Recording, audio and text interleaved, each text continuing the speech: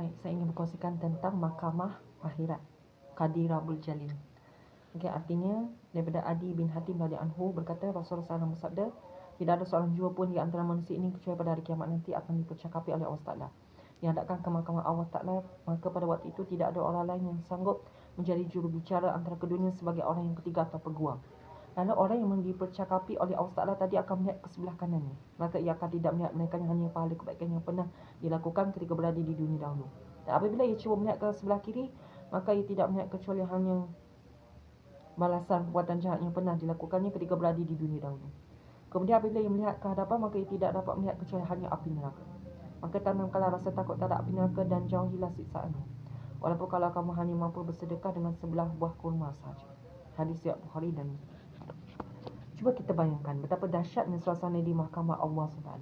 Pada hari kiamat nanti, semua orang akan dihadapkan kepada Allah SWT, seorang demi seorang. Tidak ada seorang jiwa pun yang sanggup menolong orang lain, walaupun ia adalah sahabat karibnya sewaktu di dunia dahulu, ataupun anak dan isterinya.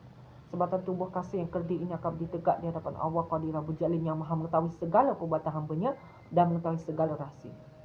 Gerangan mampukah engkau mengangkat mukamu yang berlumuran dengan dosa ini di hadapan mahkamah Tuhanmu? Tiada pembantu, tiada peguam. Bila kamu menoleh ke kanan seakan mau meminta pertolongan, maka tiada yang ternampak kecuali hanya amalan kebaikan. Tapi bila kamu menoleh ke kiri, maka tiada yang nampak kecuali hanya perbuatan maksiat yang pernah kamu lakukan. Dan yang lebih dahsyat daripada itu, apabila engkau cuba mengangkat kepalamu, maka tidak ada yang ternampak, hanya kemarakan api neraka yang terbentang sejauh mata memandang, dan syurga masih jauh di sebalik api yang menyala dengan garangnya itu. Engkau mesti melai dan melintasi bahagian atas api neraka tadi untuk sampai ke negeri syurga yang telah menjadi keidaman. Engkau belum pasti apakah engkau akan mendapat kejayaan untuk sampai ke sana, atau entahkah engkau akan terjatuh di tengah perjalanan, di mana kakimu yang akan tergelincir dari titian Siratul Mustaqim, yang mengakibatkan engkau terjatuh ke jurang api neraka jahanam. Nauzubillah min zalik. Nah, dari sekarang tentukanlah arah perjalanan. Buatlah bekalan yang sebanyaknya supaya engkau selamat di dalam perjalanan menyeberangi ke negeri syurga. Buatlah baik sebanyak mungkin, sedikit demi sedikit, hanya menjadi bukit.